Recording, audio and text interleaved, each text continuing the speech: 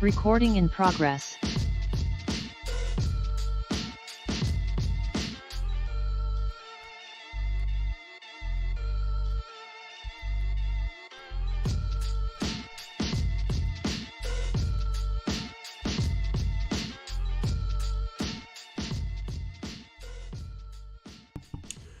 Yo, what up? What up, folks? I'm your boy Trey Frazier, and I got my brother Maestro Styles here with me today. Yes, sir. Yes, sir. No doubt, no doubt. Welcome to another edition of the Barbershop Sports Talk Podcast. Special shout out to everybody that's watching us right now, whether you're on Facebook Live, YouTube Live, or Twitter Live. We appreciate the support. Make sure y'all continue to follow us on those platforms. Also, don't forget, too, you can follow us on our IG at Barbershop Sports Talk Podcast. Another week, man. What's good, man? How we feeling today? How we feeling?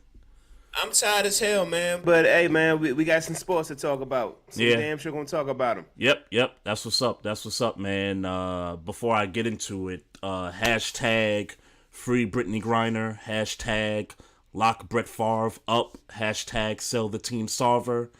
And for the people in D.C. that didn't think it would happen, we never thought it would be, and yeah, you one of them. The Washington Commanders are for sale that they announced last week. The sale is expected to be around $7 billion for the team. A few candidates that's out there. I want to talk about that a little bit. So Jeff Bezos, who is the CEO of Amazon and also has ownership in the Washington Post, and the homie Jay-Z, who still has his Rock Nation Sports agency, still the CEO of that also. Those two were really at the top really right now. I haven't heard any other names other than those two to kind of maybe do like Kevin a joint Durant. venture stuff. Kevin Durant was a name? Durant has been in the conversation. RG3 has been in the conversation. I don't know how serious or unserious that is. But Yeah, he's been in the I saw him conversation. post that. I saw him post something like he got some money. Yeah, it was somebody else I'm missing because I was just talking about this a couple of hours ago. But there's been a few people. To my understanding, Jeff Bezos, correct me if I'm wrong, Jeff Bezos and Jay-Z are working together. Yes. To get it done. Yep. So I would imagine that they're going to figure out a way to get Kevin Durant involved. I would think that they would try to get him involved just because he got a lot of money and, he from here, that type of thing. So I would think that they would try to figure a way to get him involved. And I hope it works out because that's not a bad look. Yeah, no, not at all, In fact, man. In fact, that's a great look. It is. Although I want, at least in my opinion, I want 100% black ownership. But obviously, with Jeff Bezos in the picture, you're not going to get that. But if they were to collaborate, I know. But I would like if Durant and RG3 is serious about this, along with Jay, I would like those guys to at least be the face of it. Bezos can come in and he can, put his stamp on it too. But I would like this thing to be like majority African American owned franchise. That's what I'm kind of looking for at this point. Sure. You know what I mean? So sure. What they gonna say now when Jay-Z become beginning that old boys club? What they gonna say about Jay now? They still gonna find a way to hate on him. They still gonna find a way to hate on him. Because at this point, we say we want ownership, we want to be involved, we want to sit at the table, and he got criticism for working with the NFL and all that stuff. But it seems as if he gets in on this, which it would seem that he's going to get in on it. Yep. On early reports. Mm-hmm. Okay, now we're seeing him making the steps. Yep. Doing the things that we say we want to achieve as a people. Mm-hmm. At this point, it looks kind of funny to me to hate on Jay-Z at this stage of the game if he gets a stake in ownership of an NFL team. Yeah. At this point, I think you never like Jay if you hating at this point. Yeah. I go back to the scene where they're in the room, right? So it's Tiki Barber, Charlamagne the God, Angie Martinez, Roger Goodell, Jay-Z, and a few other popular names that are in the room talking about the whole social injustice thing.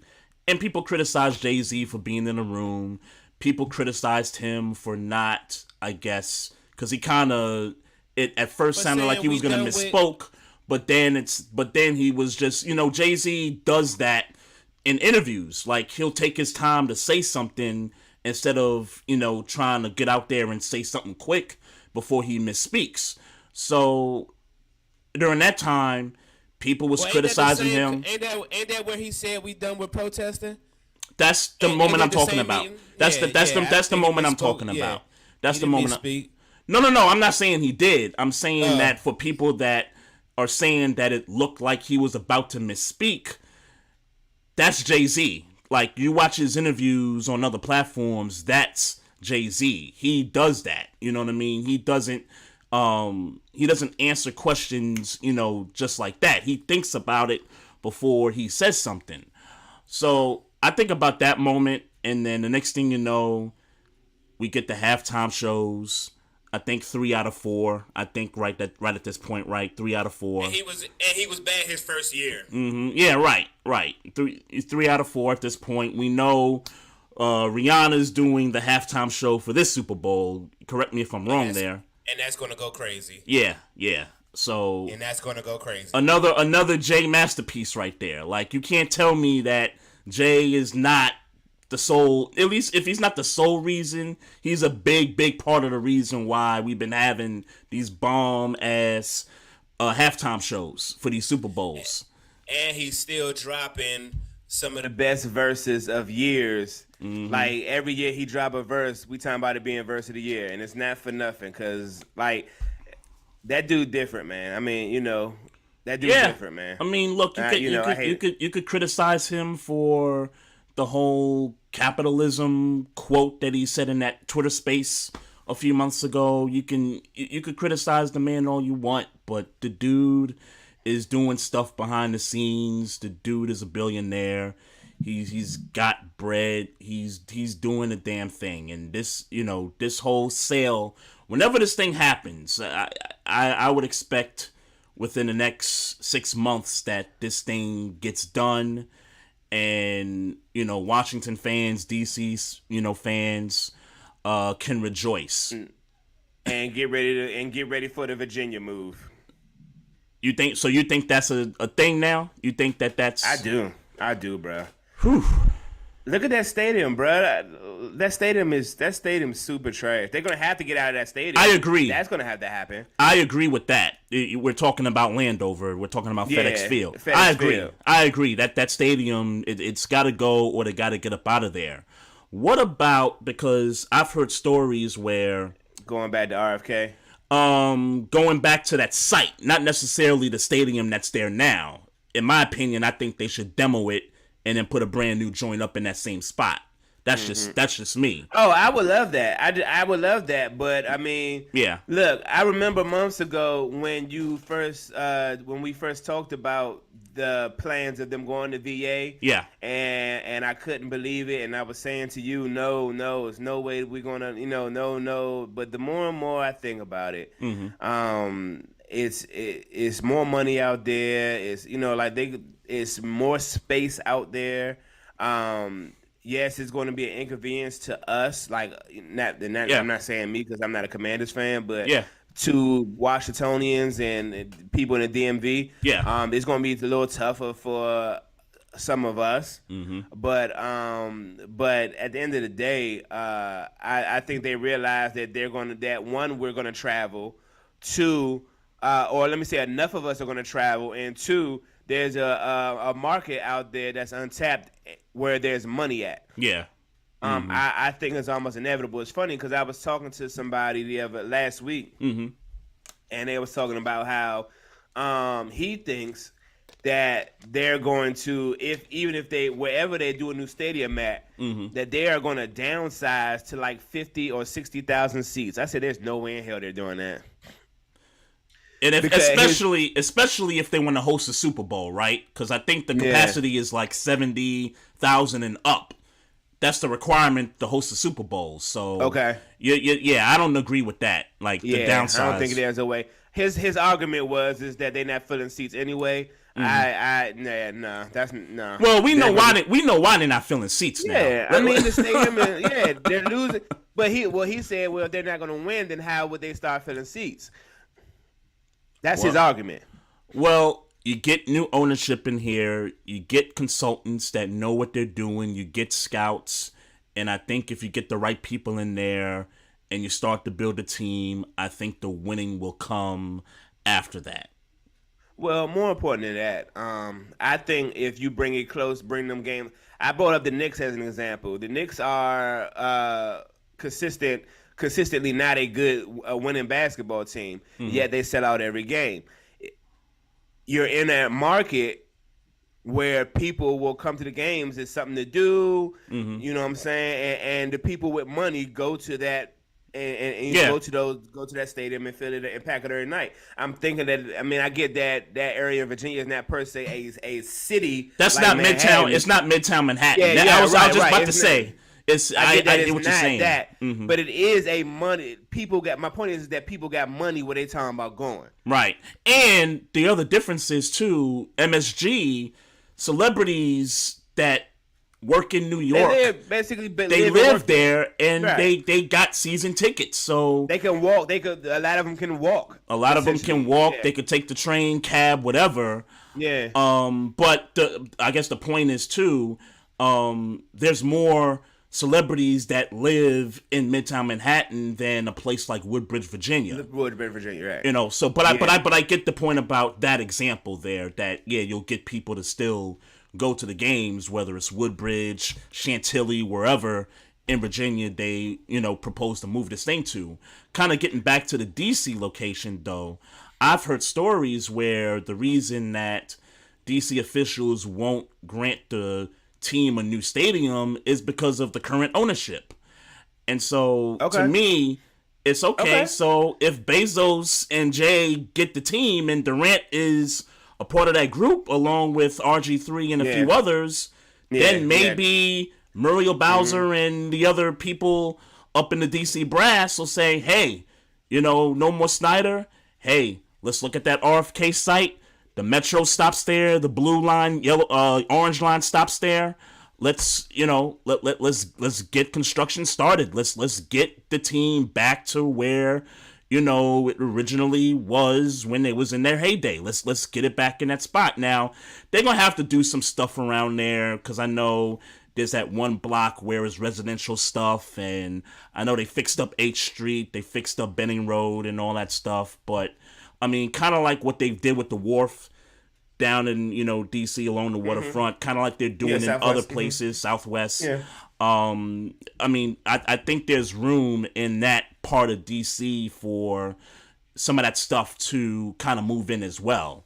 Yeah, for sure. I mean, there's room there. Yeah. I mean, to be honest with you, they can, because I know that's a big parking lot there, they can take a portion of that parking lot and they could kind of build kind of like how they built National Harbor. They took that ground and they built like a brand new city in a sense.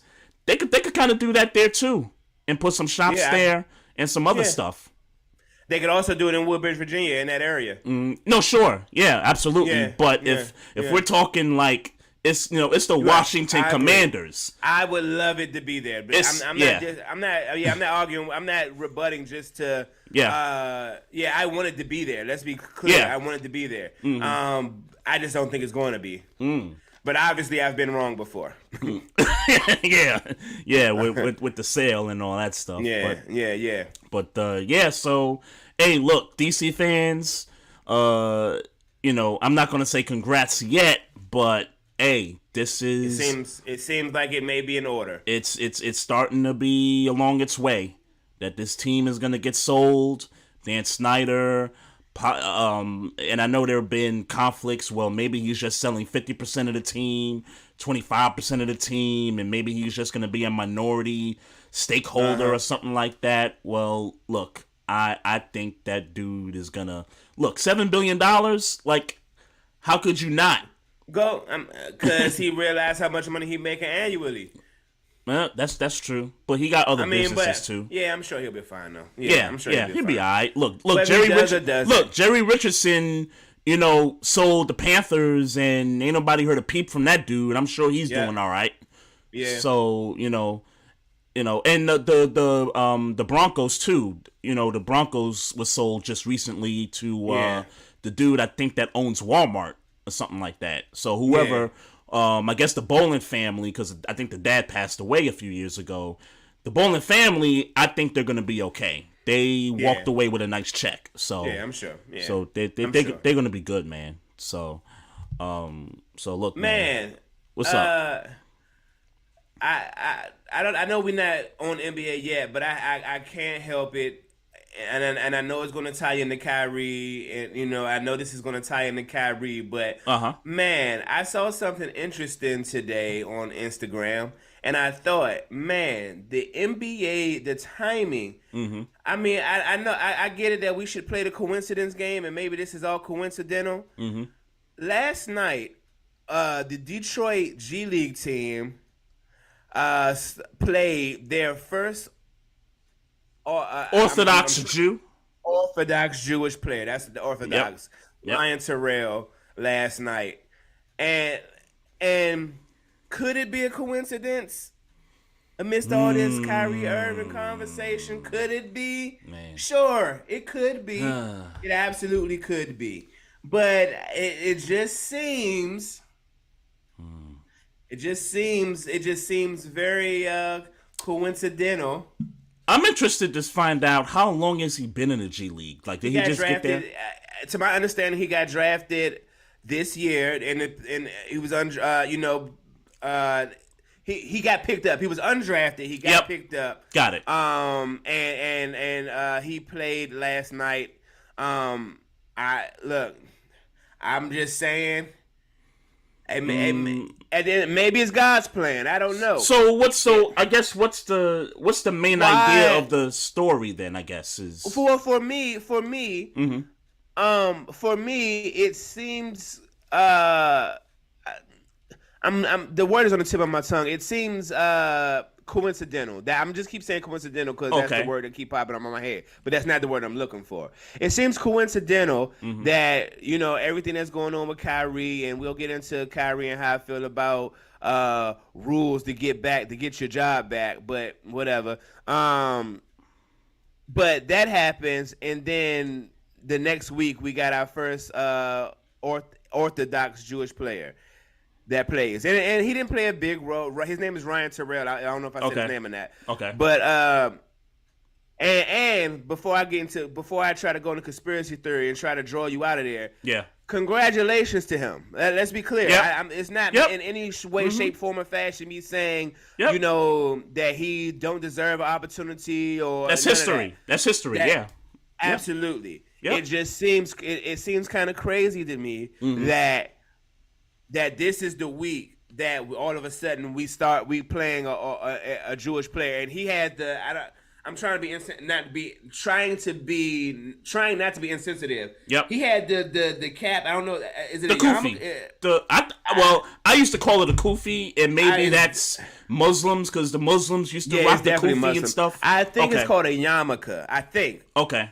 Forgive me for my ignorance. I'm not trying to be ignorant. But he wore it playing the game and everything. Like he balled in it. Right. You know what I'm saying? Like, so they really rolled out the carpet for this player. And I don't mean that in a disrespectful way. I'm just saying. Right. The timing. The timing. Yeah. So I co-sign with you. Congrats on being the first Orthodox Jew to play in the league, and hopefully he goes from the G League to the actual NBA. I hope one of those 30 teams picks him up. I hope that's the case at some point. I didn't think you was going this direction though, bruh, because I'm thinking you were kind of going with the whole where's Ime Udoka kind of a thing, but I'll get to that in a second, just to kind of address this. Well, situation. We can tie all that in because we're going straight to Kyrie, and then we can go straight to Ime. Yeah, we can tie that all in, but it does feel like a coincidence, although I don't know, man. I mean, cool. I don't know. At the end of the day, cool. At the end of the day, cool. Yeah. I'm just who saw this thinking, coming? like, Who saw this coming? I guess those because guys are good. Those guys are good. Is all I'll say. yeah, the marketing, Those the marketing, those and guys the are yeah, good. the marketing is impeccable. That's all I got to say about that. When it comes to these leagues, the marketing is unbelievable, and they're so pinpoint with everything that comes with that. Yeah. So to Kyrie, he was suspended 5 games. Yeah. But now, am I to understand that in that span, if he doesn't complete his checklist that was given to him, he can't come back to the team? So the suspension was for a minimum of 5 games. So he's missing 5 games. We don't know if he's going to miss more than 5 games. He got to complete his checklist first. So he's got to complete this silly checklist. I think it's overblown. I think, to be honest with you, I think everything about it, from his post about the movie or the book on Amazon, I think that's a bit overblown. I'm not trying to get into did the Holocaust happen or not. I'm not trying to get into any of that. Like, that's not my thing there, because I don't have enough knowledge about that subject. But I just think that it's overblown. I think more people should be culpable. I think if you're going to target Kyrie for promoting this, then don't you kind of got to look at Amazon and say, well, hey, Amazon, you're promoting the product. You're making money off the product. I think you should get some smoke. I know nobody's going to necessarily take down Amazon. You're not going to take down Amazon. I get that part. Well, I disagree with you in the sense that it's Amazon's job to sell things to the public. So, whether it's the public that believes in anti-Semitism or not, it's only their job to sell a product. So they have to have a product available. And the other thing to Amazon is anybody who got something to sell can post it on Amazon. Yeah, so right. It's kind of so it's not a situation where Amazon is responsible or even knows everything that's on their website for sale. You know what I'm saying? So I disagree with it in that sense. Here's where I hold Kyrie responsible. If you're going to post a book, and I get why he posted it without knowledge, read the damn book before you go and post it. That's the point. I agree with that. What seems clear to me is that he didn't read that book. If in turn he had to come back and say, "I didn't know that in that book they spoke about Jewish people saying the Holocaust was made up." So if they spoke about that, in a book that you put on your account, it would insinuate that you have some type of either you want to push that message whether you believe in it or not. Yeah. That that mess, you're not making clear what you wanted to be highlighted in that book. Yeah. So you didn't even speak out and say, "Well, I disagree with this part." While you posted the book, like the retweet, in my opinion, would look like, "Hey, I don't agree with that stuff they talking about. The Holocaust was made up, but I do agree with this, and this is why you should read the book." Yeah. You know what I'm saying? That type of thing. Yeah. He avoided some of the questions. Like, he really wasn't. But it's clear why he avoided it. No, I know. Read the book. I know. And that's kind of what I'm getting to is that, yeah, he should read the book before you promote it, because people are going to ask you about it, and you got to be able to answer the questions in relation to what you're promoting, and he couldn't do that. I mean, and then he didn't even have the humility to say, "Well, when they ask me, are you anti-Semitic? Well, what are you talking about? Why you feel like why is that even a question? Because you posted that book. All right, well, what's in this book that make you feel like I'm posting anti-Semitic rhetoric?" Yeah. And then we can all have a learning lesson. Yep. I get that it's a press conference and maybe that's not the ideal place to have it. Right. But at least we can all gather from that. Right. Hey, I agree. He didn't know what he was doing. Right. I agree. It's not the ideal place, but the reporters are making it an ideal place by them asking the questions. Right. Right. So it's that point. It's at that point that you got to be like, well, what do you mean? Why do you feel this way? Like I've seen. So that way, the way he approached it the first time, it was like, get out of my face. Like, why would you even feel that way? Yeah. As opposed to, why would you feel that way? Mm-hmm. And it's like, and then the reporter could say, well, to my understanding, in the book it says this. Yep. Oh, word, it says that? Oh, I didn't get that far in the book. So I didn't get to that part. Yeah, right. Maybe if I had got to that part, maybe I wouldn't have reposted this book. Hey. So with that, do I mean, look, when I first heard that he was given a checklist, I didn't like it at first, but at the same time, you kind of went on your platform and put ignorance on your platform. So it's kind of like, and now if you can acknowledge a week later that, okay, maybe I jumped the gun on some shit that I shouldn't have jumped the gun on, right? You kind of got to eat what come with that. Yeah. Because in turn, he just came back and apologized and said I was wrong. Right. Which I didn't think he was going to do. Because, based on everything that happened with the vaccine and him not taking the shot and him missing games, I was thinking, he ain't apologizing. Like, it might be the end of his career at that point. But I think the difference between it is that in his vaccine approach, he was right. It is his choice. Yep. Yeah, he got to hold whatever come with it, but it's his choice to do what he want with that. Right. Right here, he didn't have enough information to stand 10 toes down on what his belief was. Yeah. And if you don't have enough information to stand 10 toes down on it, then maybe you should stand 8. Hey. So you think he plays for the Nets at some point again, or you think he comes back?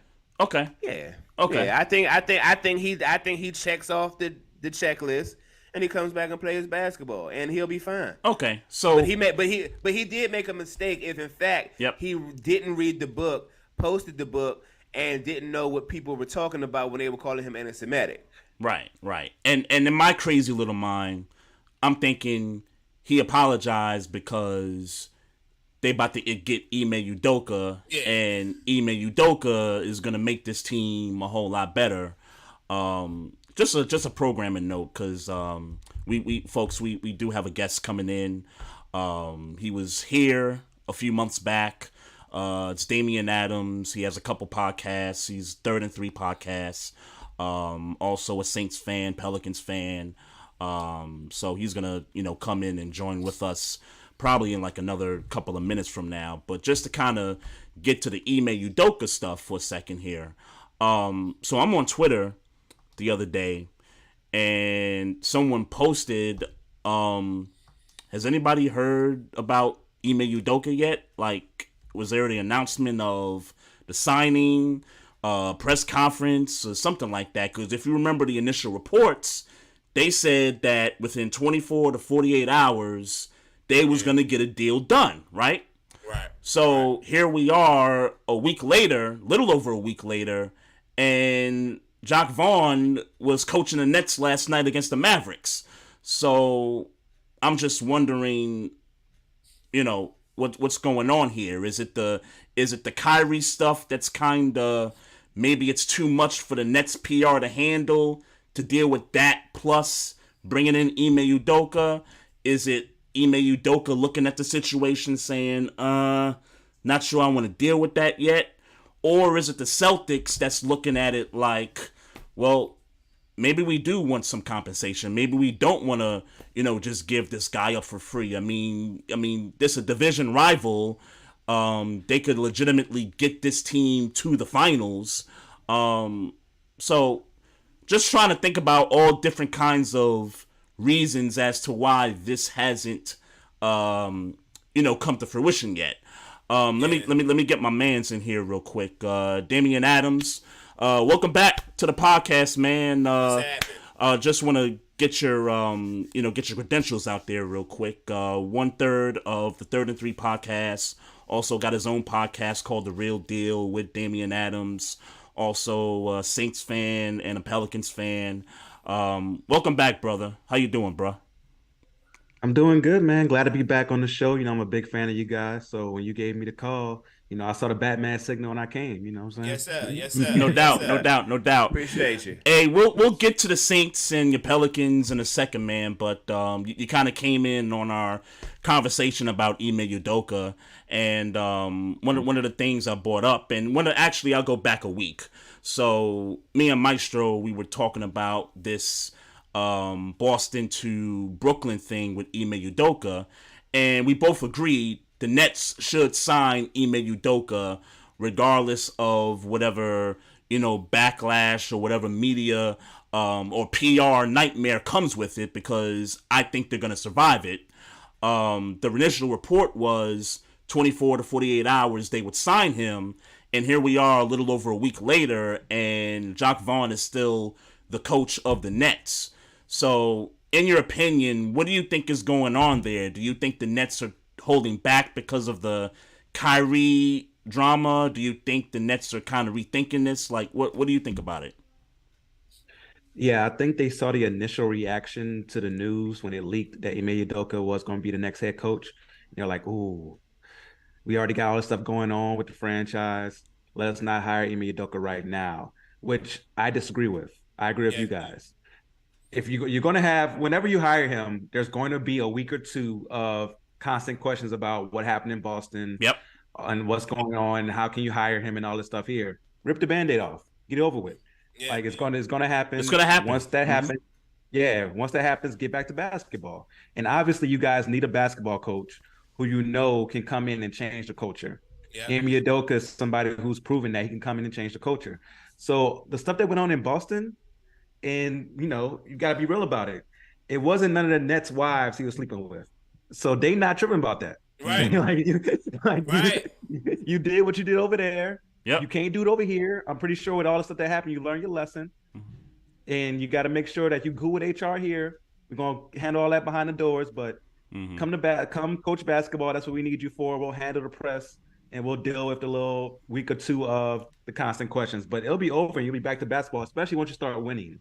We all know once you start winning, everything else works. Quiet and noise. Yep. Yeah.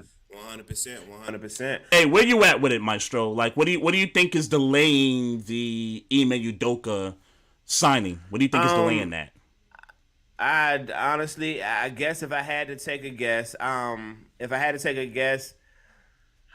you know what? Look, I'm gonna stand on what I said last week. I don't think the Nets are concerned at all about what the whatever media firestorm is going to happen, as you like to call it.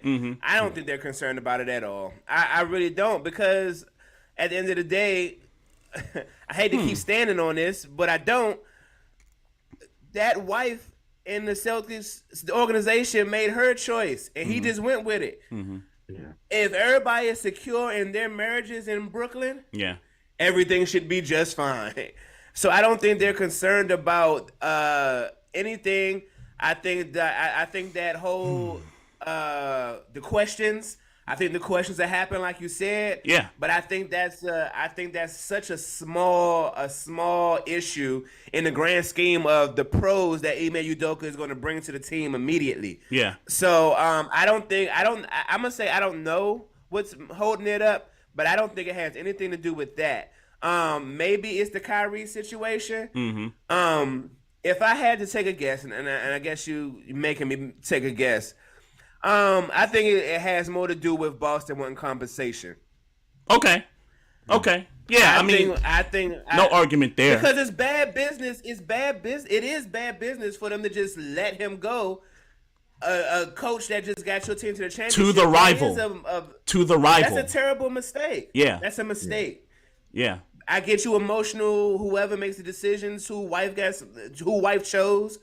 I get that you want, but it's a bad business in the midst of an emotional situation to sit there and lose that coach for nothing. That don't make sense to me. So I'm thinking they trying to figure out how to get some compensation for it. Yeah, I could see that being the case. You said something last week where you were saying that if you were Maestro Styles making the decisions, or you were the decision maker, that you would have no reservations, no issues whatsoever about signing Ime Udoka. I could see right now them having some reservations about that, and it might not have anything to do with what happened in Boston. It could just have something to do with the Kyrie PR stuff. So now you're dealing with that, plus you're going to deal with Ime Udoka, and you know those questions are going to come, and you're already taking questions about Kyrie. That might be too much for the Nets to handle at one time. So maybe they're just saying, hey, let's hold off for a little bit, and let's come back to the table. Let this Kyrie stuff die down, and let's just, because if you're saying they have no reservations, go get the guy. Kyrie situation or not, go get the guy. Yeah, but I think the holdup is Boston may want compensation. I get it hasn't been reported. I'm just saying that it's got to be. Look, this is what I think, Trey. If your issue is I don't want to answer questions, then the guys who handle PR in Brooklyn all need to be fired. Agree. There's a way to get ahead of this. Agree. The issue on bringing the best coach on the market right now is because y'all don't want to answer questions about two topics going on in your organization that's off the court. That sounds like this is a $1 billion industry, bruh. Yeah, they need to get fired. Yeah, it's a $1 billion industry. They probably don't want to deal with two storms. Maybe they'll do it if they just got to deal with that one storm. But there's ways to deal with it, Trey. When Boston had the issue, they held a press conference. This is what we doing. Ask your questions now. This is how we handling it. Yeah. And then 2-3 days later, we done with it. Yeah. They also didn't have a player talking about anti-Semitic stuff and all that stuff. That's what I'm saying. I don't think it's just the Ime stuff. I think it's a possibility that they don't want to deal with the Ime questions plus what they're dealing with the Kyrie stuff. I think it's a combination of that. How much you think the PR team get paid a year, bro? Listen. I agree with you. It's their job to survive this kind of stuff. I'm just saying that they probably don't want to do it, and if they don't want to do it, then like you said, they should all lose their jobs because that's what you are. That's what you are. You're a PR guy. Do your job. Hey, get the team to navigate through this stuff. Let me ask the guest. Yeah. How do you think it looks on a resume when Brooklyn PR want to get another job as the PR team that says, hey, I dealt with Ime and Kyrie at one time when I'm ready to get another job? No, it looks amazing. If you're able to get through those two situations, it definitely looks amazing on your resume. And they already dealt with Kyrie last year. The whole vaccination thing. Yep. So they had to deal with all that last year. Yep. You had to deal with KD in the offseason, asking for a trade, asking for the coach and the GM to get fired. So they should be well practiced. They shouldn't be rusty at all. And Ben Simmons. Ready to go. And Ben Simmons. Ben Simmons. Like, if any PR team should be able to handle having two quote-unquote crises going on at the same time, it's the Nets PR team. And I understand what you're saying, Trey, because just from a personal standpoint, peace is my main thing. So I understand from that standpoint of like just wanting peace. I just want to be able to avoid all the drama. I get that. That's possible. But in some situations, that's possible. But in some situations, you can't avoid it. So when you can't avoid it, get through it as quickly as possible. Yeah. And the way to get through it as quickly as possible, go ahead and hire them, get them now, deal with the issues now, because the media can only ask so many questions. I've been in those press conference rooms. Yeah. You only have so much time. Right. So you can only ask so many things. So they're going to have to choose. Am I going to ask about Kyrie? Or are we going to ask about Ime? Or are we going to ask just one or two questions each about those things? So they can only ask so much unless, you grant like a personal one-on-one interview or something like that. Right. Let me ask you. Go ahead, Maestro. You got it. Let me ask you. You've been in these rooms before. In your guesstimation about how many questions do they ask in those rooms? And just a wild estimate. Depends on the person who's in there, but usually you're getting like between 5 and 7 questions. It's not that many, depending on how the person's answering the questions. Like you have some coaches who are more personable and some players are more personable, so you'll get more questions, or it'll be even less questions because they take so long answering questions. So you have some people where you get less questions because they'll go on like a 2-minute tirade about the question you asked. Right. So and Damian, it depends on the person. And Damian, not to cut you, but I think it also, and I think you noticed too, it depends on the market you play in too. Like It does. you in New York City, and the media can be brutal in New York City That's very true. And I haven't been in a New York media room. I'm pretty sure it's different because of the amount of people in there. Yeah. Phoenix is a pretty big media market, but it's not going to be the same as a New York City. Yeah. So hopefully one day I get to do that, and I'll come back to you guys and let you guys know how it was. But no doubt, I'm pretty sure it's different because of that. So that is a good point. Because of the size of the media room, they probably have more time allowed it for a New York media room compared to others, for sure. Yeah. So let's play speculation game, because this is one of my favorite things to do. Okay. You say about 5. You said about 5 in Phoenix. Yeah. Yeah, about five So let's to say 7, 8 questions. so let's give, it's New York. We're gonna go to, let's say 15 questions. Let's say they get 15 questions. Yeah. Of those 15 questions, you think what 40% of those is going to be Kyrie geared and Ime geared? Because at some point they got to get to basketball and what's going on the court. Yeah. And it also depends on who you're calling on. Yeah. So the PR person, like, so when we do it in Phoenix, there's a PR person at the corner that you can't see, and they're calling on people to ask the questions. And you know what type of questions people like to ask after a while. After a few games, you know who they are. Right. So they point at me. They know I want to talk about basketball guy. Right. So they know when they call on me, I'm asking about pick and rolls. I'm asking about this type of stuff. And only if it's something major will I go outside of that. Like, for example, for the Phoenix Mercury, you can only ask so many questions about Brittany Griner, right? Right. So eventually you got to get back to basketball, back to what's going on in the court. So they're going to call on me knowing I'm going to go back to basketball. So if you have a good PR person, getting back to your original statement, you have a good PR team, they're going to know who to give the questions to. Now, you can't just ignore people. You can't like blatantly say we're not going to answer this person's questions, but you can give more questions to the person who wants to talk basketball and control the narrative in that way. Now, what about, because I've also seen this too, Damian, so they'll ask players about things that they have maybe no response for, have nothing to do with the situation. I've seen players get asked questions off the wall and really have no answer for that. What do you think about that? Yeah, sometimes some of us in that room you want to get a response. Like, I hate it. I hate being in there when that happens because, for example, the Brittany Griner situation, eventually there was nothing more to say, right? Unless something new happened. There was a new development. But I'll be there and, I'm waiting to ask my question, and somebody who got called on before me would be like, it's now day 130 that Brittany Griner has been detained. How do you feel now? The same way they felt at day 120. Like, why are you asking this question again?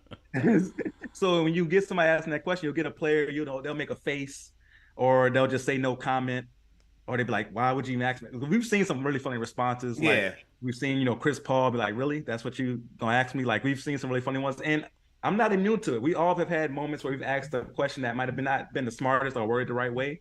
I had Skylar Diggins look at me funny before on a question. So you'll have times where you just got to make sure you word it the right way. And also you should be asking questions that the person can answer, and also you should know they're prepared to answer as well. So that's another part of the PR team. The PR team should have these players prepared to answer questions about Kyrie, about Ime, about Nash. They should all be prepared to answer these questions because the PR team should have them ready to do that. Facts. No doubt. Facts. No Facts. doubt. All right. Yeah, we could put a bow on this conversation, but I hope the Nets get him at some point. It's taking too damn long. I hope they get him at some point. But if it comes to fruition, Maestro, hey, I give you your flowers. If Boston gets compensation, I give you the flowers, bruh, if that's the case. Well, I don't care whether they get compensation or not. You just asked me what I think the issue. I don't give a damn. Look, I just think that at the end of the day, it would be foolish of them to not get compensation for that caliber of a coach. That it would be foolish. And the thing that nobody talks about, and I know I keep repeating it, but you're sending him to the rival. Yeah. They saw you go to the finals with this coach. Now you want to send that guy to that team? So he could be like, nah, play Marcus Smart like this. You know what I'm saying? Play. Yeah, like, Stephen A. said something interesting, like when that first happened, and he said he thought one of the reasons that they didn't fire him and they suspended him instead was because they didn't want him to get picked up by the Nets. Yeah, no, that's definitely a good point of it. I thought Yeah. the suspension was more of like a punishment. That's what I thought. Yeah, because they could be like, okay, we fire you, we got to pay you. If they don't have Yeah. enough to fire him for cause legally, they fire him, they got to pay him the rest of that contract. Right. So they're like, oh, we're gonna suspend you and take half your pay, whatever the pay, punishment was, so that they can hold him. But also they said that if somebody else wanted you, which maybe they didn't know the Nets would want him because the Nets situation was so up in the air. So they didn't know if another team would be ready to get him so easily. Yep. So that's probably something they didn't expect, is him to be sought after so quickly. Yeah. Extension. So I think that's something that might have caught him off guard. And Matt Barnes was wrong because he was About what? Because he was the one that said after he spoke, he has a source within the organization that told him like the details and stuff. No, we don't know what happened. That could still be true. No. I'm talking about from Matt Barnes' perspective. This is what he said. He said on the video that he has some inside scoop on what happened, and he said, "Oh, he's never getting a coaching job again." Like that was his response to it. And now here we are, and now the Nets want Ime Udoka. And it's a good move for basketball reasons. So we'll see. Get it done. He hasn't been hired yet, so that's we can at least say that. Okay. We think he's going to be hired. He's going to be hired. They're going to get him. Yeah, but they're going to get him at some point. But let's get to some NFL, man. Let's talk about Ravens and the Saints, man. I bet you couldn't wait to get into that. Yeah, of course, man, of course. Hey, look, we recapping Saints and Ravens, and we're gonna preview Steelers and Saints. How about that? You got a Steeler fan right here in Maestro here, so it kind of works out. Your thoughts on last night's game? Oh man, I didn't expect us to win, so I'm not like disappointed. I didn't go into the game thinking we would beat you guys. One thing that always stands out to me, I've always said about Lamar Jackson, most quarterbacks are the engine for the car that makes the offense. Yeah, he is the entire car. Like he makes everything go because of his threat with running the ball and passing the ball. It makes everything so much easier for everybody else in that offense. Like the play that really stood out to me is when you guys ran like the fake quarterback sweep. Yep. And like the tight end snuck behind and got a touchdown. Yep. Only a few quarterbacks can do that, and Lamar Jackson is the head of the class when it comes to his threat of running is so big that you have to respect it so much that a tight end can sneak behind like that for an easy touchdown. And the Saints, I think our defense played okay, but our offense just left them out there to dry. And eventually you're going to break down and get tired, especially playing against a physical team like Baltimore. And that's what happened. Our offense is just horrible. Sorry. Doo-doo. You got and like I don't understand how the whole thing about Jameis Winston is, oh, you're scared that he's going to turn the ball over. But Andy Dalton's out there turning the ball over. Yeah. Hey, what's his deal though? What's Jameis's deal? Because last time I heard he was hurt. So is he healthy? They just don't want to play him. Like, what's the deal with that? Yeah, so he was initially hurt. He got hurt in the first game. He broke 4 bones in his back the first game against the Falcons and tried to play through that and didn't play well through that, right? So I got why he didn't get to start after that. Like, get healthy. Yep. You're trying to play through this bad injury. I get it. But then once he dresses, you're saying he's healthy enough to play. Because if Andy Dalton would have got hurt, he would have brought in Jameis Winston. Right. So once he's healthy enough to dress, I think he should start. Because Andy Dalton right now is giving you the bad side of Jameis with the turnovers, but not giving you the good side of Jameis where Jameis can make those big plays down the field. Jameis can make things happen. So for me, I'm like, if you're going to take that chance of having the turnovers anyway, you might as well take the chance of having those big plays and those different American plays that Jameis can give you. So for me, I think that I don't know what DA is thinking, our head coach, Dennis Allen, is thinking about right now when it comes to starting Andy Dalton.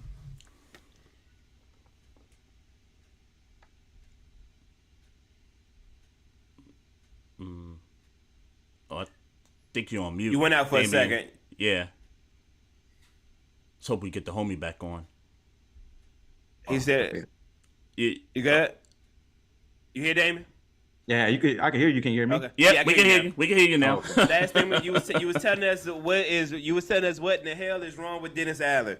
Yes, so Dennis Allen, for some reason, is more comfortable with Andy Dalton. And I get that Andy Dalton's supposed to be the safe pick. Like, he's supposed to be the guy who doesn't lose you the game. But right now, He's losing us games. Like I was at the Arizona Cardinals game. He Mm-hmm. lost us that game on Thursday Night Football. Yeah. So when you look at these games where he's making these mistakes and not giving you the upside that Jameis can give you, what's the purpose? You might as well go ahead and start Jameis to give you the best chance. And we're in a situation that's kind of similar to, I guess you could compare it to like the Lakers in basketball. We don't have our first round pick. So we have no reason to lose. Like we have to just try our best to win right now. And we're in a division where even with our bad start right now at 3-6, we still have a good chance. If we go on like a little winning streak, one game back, right? Huh? One game back of first place, right? Yeah, we're 1 game back of Tampa Bay, 1.5 because we lost Tampa Bay. So 1.5 games back of Tampa Bay right now. So we go on a little winning streak, and Tampa Bay could mess around and lose the next 3 straight. They look horrible. They shouldn't have won to beat the Rams. Yeah, right. So Yeah. the thing is, you mess around, get hot a little bit, you can make the playoffs, and then once you get in, you never know. So for me, I don't understand why we wouldn't start Jameis. Our offense looks horrible. Like again, our defense is playing very good. We played great last week against the Raiders, shut them out. They didn't cross the 50-yard line until the fourth quarter. So we looked awesome, but you can't depend on a defense to do that each and every week, especially against a good team like the Ravens. So I wasn't shocked that you guys won. You guys look pretty good, and I can see you guys improving as the weeks go along to eventually be one of those contending teams. Yeah, the thing for me though is the acquisition of Roquan Smith into the lineup, and it's making Patrick Queen a better tackler. It's not allowing the running backs to get into that second level now like we did, earlier in the season. Defense looks so much better with him in it. Getting guys back healthy. Like I think for me, like that was kind of the big difference in the game. I think we won this game on defense, but offensively, Lamar was efficient. I mean, we converted almost like 60%, 70% third downs in the game. So, so that was cool. And more importantly for me, like since 2006, I think since the McNair year, we've been in that building 4 times and have won every single time. And that includes the Super Bowl. Don't mean to brag on that, but actually do mean to brag about that. But you don't mean to brag. Nice little humble brag. Nobody asked for that random ass historical stat. Nah, I don't need nobody's permission, but appreciate that. But yeah, man. So in regard to now to the Saints now. So you got injuries. Michael Smith's not coming back. I mean, Michael Thomas is not coming back. Jarvis Landry has been out. You expect a return on him? Like, what's the deal with him? Yeah, he was questionable, so eventually he could come back. He's been out for a few weeks now. The Michael Thomas one really hurts because I was so looking forward to seeing Michael Thomas back, and he showed flashes. The first few weeks, you saw some flashes of the old Michael Thomas.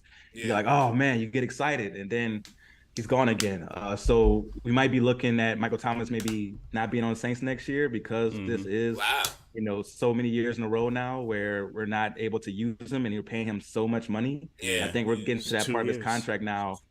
Yeah, we're getting to that part of his contract now where we'll be able to cut him without a big financial penalty.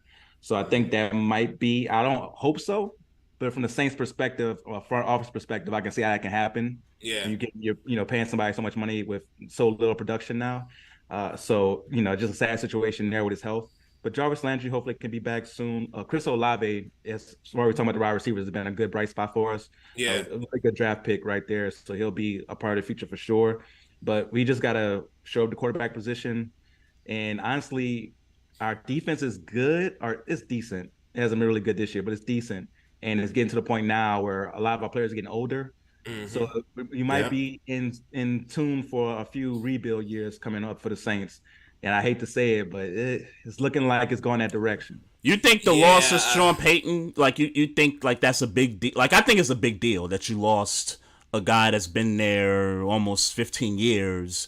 And not only do you lose him, but you also lose the system that he had from an offensive standpoint. Like I think that's a big deal to lose him and think that, it's going to be somewhat the same with Dennis Allen.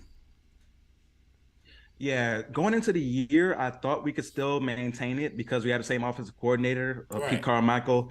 He's been there the whole time Sean Payton was there. So he's been there for 14, 15 years. And you're like, okay, we can still maintain it. Now, in certain situations, Sean Payton's going to have that magic, play call ready that maybe Pete Carmichael doesn't have. So you're like, okay, those situations are where we're going to miss him. But as far as the culture, it's to still be the same. It's the same coaching staff. Dennis Allen did a great job as defensive coordinator for the past 4 or 5 years. Our defense has been great. Yeah. You're like, okay, you move him up to head coach. He has previous head coaching experience where he didn't do well, but you're like, okay, he learned from that. Got to be a DC for a while, be really good at being a DC, and now he gets another shot at being a head coach. So I thought we'll be able to really keep that intact. But you are seeing the impact that Sean Payton had as far as we weren't as disciplined to start the year. One thing we never did, where we weren't high on penalties under Sean Payton. And this year we were high on penalties to start the year. And then when you go to just those situational things that you think about, like when you watch the Giants, for example, they're really good at situational football. Right. They're not blowing people out. They're making the right plays at the right time. That's good coaching. So I think that's where you're missing him. As far as the culture, it should be the same under Dennis Allen, but those situational plays and situational football where you have a great head coach, a Hall of Fame head coach like Sean Payton, that's where it really matters. Yeah. Okay, you got Pittsburgh. Look, man, a couple of weeks ago we had this young lady by the name of Breezy on, and she was a Philly fan, and she got me a little out of my character. You know what I'm saying? She got to talking a little crazy to me. You know what I'm saying? Got me a little out of my character. A little. Because look, I've had to answer for this to people. Like, look, Trey, I'm talking to both of y'all, but I got a side note, Trey, real quick. You know that I have obviously put my foot in the mouth when I go to work, and people be like, "Hey, bruh." so I've been explaining I was explaining for that week, like, look, y'all, it's not that I thought we was gonna really beat Philly. It's the fact that she was coming for my team the way she was coming for my team, where it was like I had to defend my team. Yeah, I'm not. Look, I think we've all been there. Yeah, like we trash. I get it, but you're not gonna talk the way you was talking about my squad. She was going in on him. I had to pull something out that had that. You know what I'm saying? I feel way better talking to you because your team is not good and my team is trash. So I feel a little better about talking to you where I could be objective, maybe make some points here. You're going to make some points, and we can all come peacefully and objectively to how we feel this game is going to go. How do you feel about I come in peace, sir. I come in peace. How do you feel about this game Sunday? I do feel that the Saints should win this game. Now, would I be shocked if Pittsburgh won? I wouldn't, because of the way we looked on Monday night. Yeah. But because Pittsburgh's offense has struggled so much, and our defense, like I said, has been playing better, I can see our defense creating turnovers and maybe winning that way, maybe getting a defensive score to help us get the win in that way. And our offense, we should be able to move the ball, running the ball. I see Alvin Kamara having a good game in this one. Yeah. So I think it'll be one of those old school football games. It might be real short because we're going to be running the ball a lot. So I can see, I can see the Saints winning 17-13, something like that. Like not a pretty game, not a game that the non-Steelers and Saints fans want to watch. It's not going to be one of those.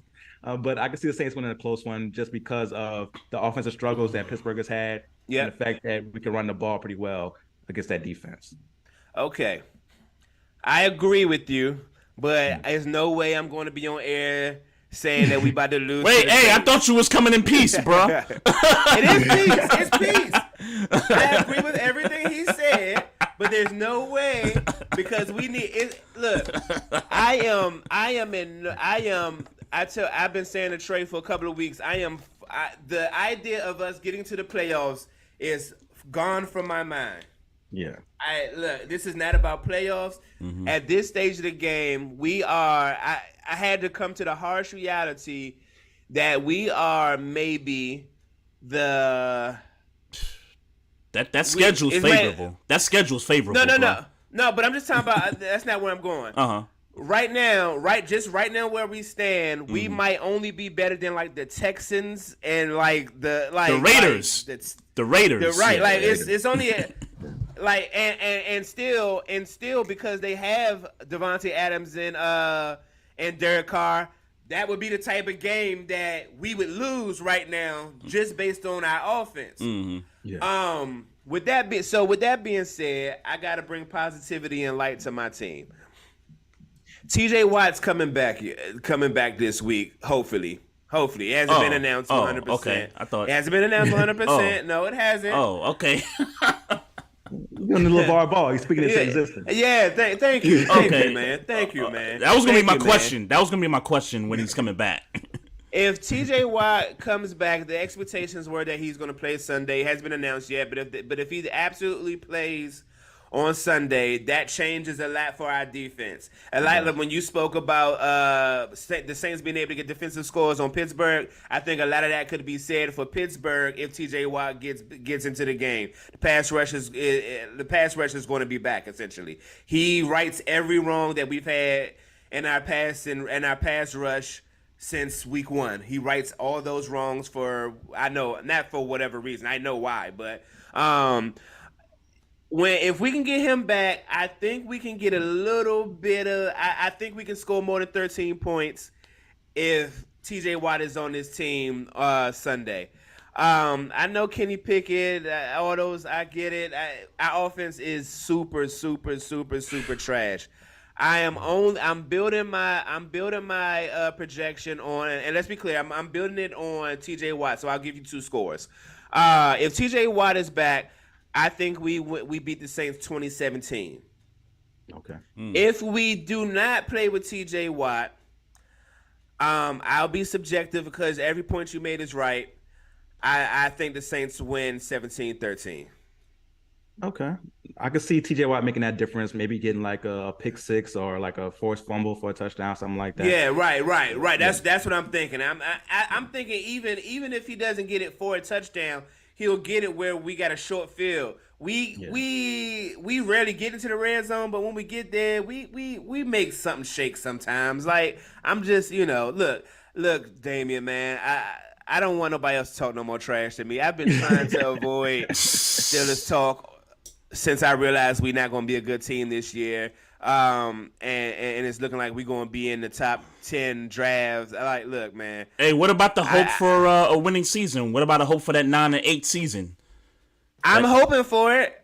That's still in play. That's what I'm hoping for. Because I want Tomlin to get that record. I want him to get most winning seasons in a row. I want him to get that. But it's not looking good, man. It's just not. The schedule's favorable, bruh. Have you seen our offense? No, it doesn't look favorable when you look at our offense. No, I get it. I get it. But when you look at them other teams, you're like, okay, this could be a sloppy. Our offense is going to be a really sloppy bad. game. We haven't scored more than 1 touchdown out since week 1.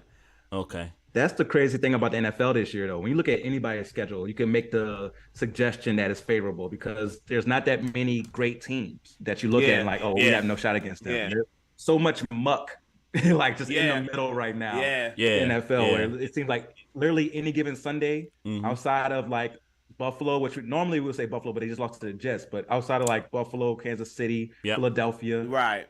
Outside of those top 3 teams, everybody else, you like. Any given Sunday, right? Yep. Right. Damian, I was gonna bring that up. So obviously the upset of the week was the Jets over the Bills, and now they kind of pull in with a half a game with a division lead. Buffalo has got this injury with Josh Allen with his elbow. I guess we're gonna find out if he's gonna miss some time or not. And then you also got the Dolphins at 6-3. They're also half a game from first place. Question for the both of y'all. And both of them beat Buffalo. Buffalo. Yes, and Buffalo is 0-2 in division play, by the way. Question to the both of y'all. You confident Buffalo's still going to win the East, or you think somebody like Miami's going to come in and, take that from them? Ooh. I still got Buffalo winning, but I'm not confident. Right. Yeah, I'm not confident in it because Miami's good. Miami has not lost a game where Tua has played from start to finish yet. So that you have to take that seriously. That offense is phenomenal. That defense for Miami has shown they can be scored on, but that offense has definitely shown that they can score back, with whoever. Now for the Jets, it might sound crazy. I know they just beat Buffalo. Yeah. Yep. But I'm not a believer in the Jets quite yet. No. That defense is nice. No. Yeah. I don't think nobody. A believer in them to Jets do what though, in particular? make the playoffs. like to win the AFC East, to That I continue agree to with. play well. Yeah, to continue to play well because that offense is so limited. It's so limited. Yeah. Like, and you have to depend on your defense so much. Yeah. Eventually, you're gonna need your offense to do something. That Yeah. defense is gonna have a bad day. They're gonna run into the wrong matchup. Yeah. And Zach Wilson, it can't continue to win games passing for 130 yards. Like, Brees- it's not gonna happen. Brees Hall is a big loss for them. A huge loss for that Yeah. team. Yeah. He's a big loss for them. And they have a great talented receiver. Wilson is nice. Yeah. But he's like literally he was like I want to say like 80% of the receiving yards last week, something crazy like that. Like he was up there as far as all the receiving yards. And when you're depending so much on a rookie receiver, a second-year quarterback who doesn't seem to have it, just as some people would say, the jury's out. I think the jury has already convened and came back. Now we're trying to get the sentence together. Like we know he's guilty of being a bad quarterback. Yeah. So now we're just trying to figure out how long he's got a chance to be this bad quarterback for this team. Yeah. So because of their offense, I'm not sold on them being a real threat. I think Buffalo just had a weird day. Josh Allen threw some horrible interceptions, and he's still with the elbow injury at the end of the game. So I think they just caught Buffalo on the right day. I just don't trust the Jets, but Miami, I think it's for real. Yeah. So I'm not confident because of Miami. Yeah. And Miami added Bradley Chubb, by the way. Yes. Yeah. Yeah.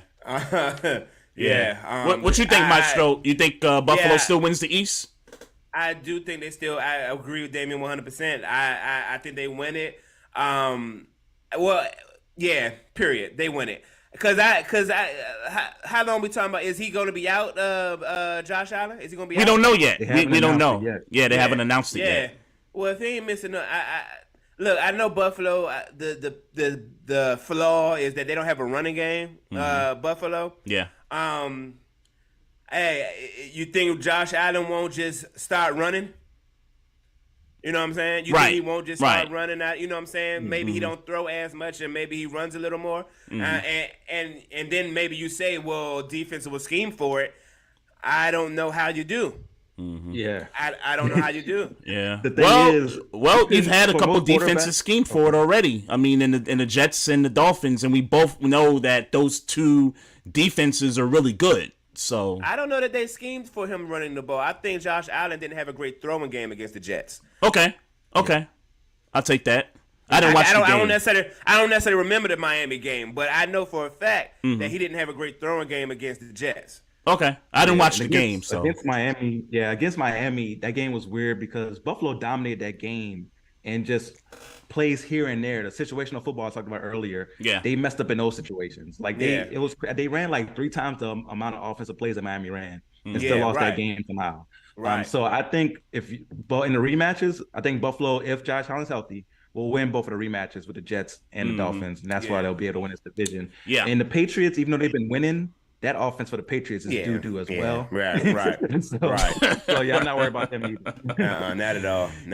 I agree with you, Damian. You mentioned those two games that'll be in Buffalo in December, back-to-back weeks against New York and against Miami. I think if Josh Allen is healthy and doesn't miss time, I think the Bills beat both those teams in those situations, and I think they'll, probably with about 3 weeks left, they'll pull away with the AFC East. But I do think all three are making the playoffs, though. All three. I think all three make the playoffs. Wow. Man, No, I gotta challenge that. Go ahead. So who doesn't make it then? Well, right. Who you got? We got the Titans. They're leading the division. So Right. Yeah, they And don't get in because they're good. And they're good. The Colts gave when you hired Jeff Saturday, you gave up. Yeah, Big facts. they tanking. Facts. They tanking for Facts. real. Yeah. Facts. So Tennessee's good. Kansas City's good. Baltimore's good. I think it's gonna depend on what those bubble teams do down the stretch. You're talking about the Patriots and you're talking about Cincinnati. They're without Jamar Chase right now. And the Chargers in there too. Oh, right. The Chargers. Yeah, the Chargers. And they got injuries right now, which I think they're kind of overcoming those injuries right now. So they're going to get those wide receivers back. Do you think the Browns make a run? No. I think it's too late. I think it's too late. It's going to be too late. And look, Deshaun Watson, when he's healthy, he's a top 5 quarterback. The man ain't played in 2 years, man. Like, yeah, I don't know what to expect when he comes back. You know what I mean? Like, and the Browns, they got a tough schedule down the stretch. Like, I don't think they're gonna come from the abyss and grab the 7th seed. I don't see that. So Cincinnati, and I'm just talking wild cards. Cincinnati, and who else did you say? The Patriots, like those bubble teams, like the teams that's outside the top 7. Cincinnati, and the Patriots. Yeah. I mean, do we believe in Denver right now? I don't believe in Denver right now. No, don't believe in Denver yet. Need to see more. Got to hear less about Russ doing, about doing stuff on the plane and exercising and whatnot. Damn. See more on the field. Trey, you might be onto something, bro. That's what I'm saying. Do you trust the Raiders? Do you trust the Raiders? No, they blew. The Raiders are done. They blew 3 17-point leads this season. Yeah. You might be onto something. That's what I'm saying. No, the Jets got a chance, but I just feel like that lack of offense is going to catch up to them, and I could see us, 3-4 weeks from now talking about, dang, just 4 weeks ago, you was the man, homie. Yeah. Yeah. Right. Well, if I can see that happening with the Jets. If I'm thinking about the Jets' schedule off the top of my head, they still got to play Detroit. They got to play Chicago, and let me not say Chicago. Justin Fields for the last 3 weeks has been balling. They might get upended by Chicago if it comes down to that. But we know Chicago don't have a defense right now. Jacksonville, they got the Jags. They still got the Patriots again, right? They still got the Patriots again. They still got Miami again. They're gonna play Buffalo again too.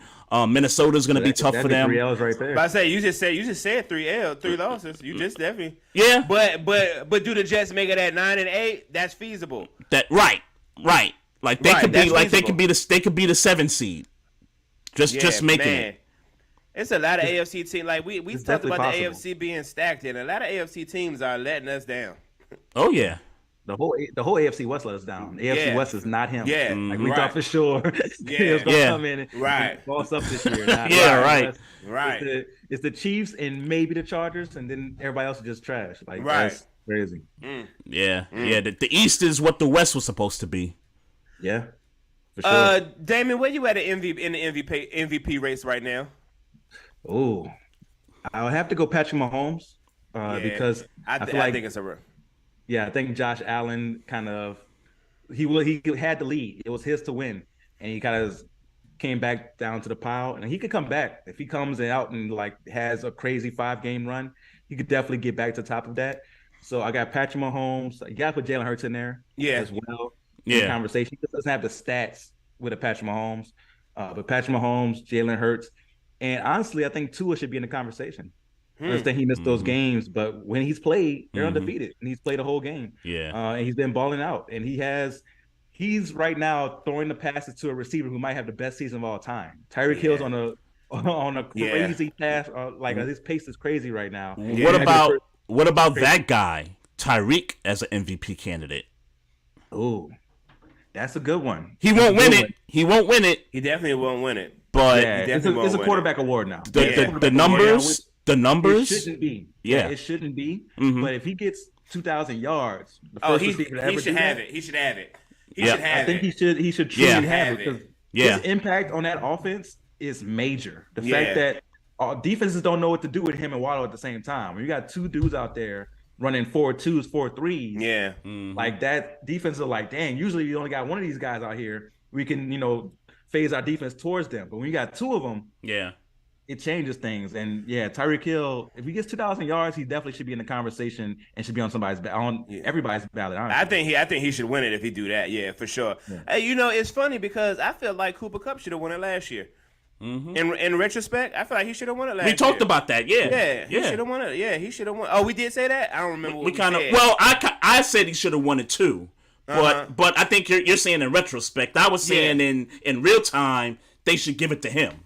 I think my argument is that wide receivers don't win MVP, but he should have won MVP. Right. Yeah, you felt the same way about Derrick Henry a couple of years ago too. Yeah. 2,000 2K yards. rushing yards. Yeah, you should definitely win MVP because the last 9 quarterback was Adrian Peterson, right? Yeah. Yep. 2,000 yards. Yeah. That's right. And the reason he got it is because he literally carried a team with Christian Ponder at quarterback. Yeah. Right. So like you had to give it to him that year. Like this man made it to the playoffs with Christian Ponder. We got him MVP. You gotta give it to him, right? Oh right, yeah, right. yeah, definitely. Yep. Definitely. So I feel you on Derrick Henry. I think Derrick Henry definitely should have won it because last year it was weird because Aaron Rodgers had all that stuff going on and him saying all the crazy stuff. It was kind of anticlimactic. Like the media didn't even want to like vote for him, but they was like, you got to give it to a quarterback. Yeah, when Cooper Kupp had one of the best seasons we've ever seen from Rodgers. Ever. Right. Yeah, like right now we're really seeing how much he carries that offense for sure. So it looks even better. The case that he should have won it last year looks even better this year. Even though the Rams are struggling, we see that Cooper Kupp, it's a one-man show over there. You had facts. Yeah. Facts. They stink this year. Yeah. They do. Yeah. It's crazy. They stink. Like, I told you, Maestro. I told you about them Rams, man. You did. Oh, you predicted it was going to be bad this year? I predicted they was going to miss the playoffs. Oh, man, that's crazy. Because I didn't see it happening. Yeah, that's a sniper call right there. That's a good one. Yeah. I didn't expect the offensive line to be as bad after Whitworth retired. I thought they was gonna be okay, but they really miss him. They're bad. They're bad. I mean, Cam Akers has been non-existent. Like I thought he was going to take a step up. I mean, obviously, I thought the chemistry, Cooper Kupp and Stafford. Obviously, I thought that was just going to get better. Yeah. I mean, I didn't think he was going to triple crown again, but I thought it was going to be more effective. I thought they was going to be able to, they knew what they had going on. I mean, I thought that Allen Robinson was going to be an efficient number 2 to get the pressure off of Cooper Kupp. I forgot Allen Robinson even played on that team. That was one that's a big one I was wrong about. I thought Allen Robinson was going to have a major year. I'm like, he going to come in and get at least, 1,100, 1,200 yards and ball out for this team because Cooper Kupp's going to get all the attention. So I'm like, Allen Robinson finally gets a chance to not be the guy getting all the attention and have a good quarterback and Stafford throwing the ball. And now it looks like maybe he's not that guy anymore, which is a shame because when he was that guy, he was playing with Blake Bortles, right, all these other quarterbacks, right. So it's really a shame that he's no longer that guy now, and finally has a good quarterback in Stafford to throw him the ball. Trey, MVP, Jalen Hurts. Part of it is because I'm just gonna go different than what you guys say. Patrick Mahomes deserves huge consideration for it, but Jalen Hurts, his team is undefeated. I know he doesn't have the numbers that Mahomes have, but when you consider his rushing touchdowns and his passing combined, like the numbers are there with Jalen Hurts right now. And I mean, they might be one of the top 3 unguardable offenses right now. With everything that you see, with Miami, with what they're doing, and the Chiefs and what they've done, the Eagles' offense is right there in regards to not being able to defend these guys.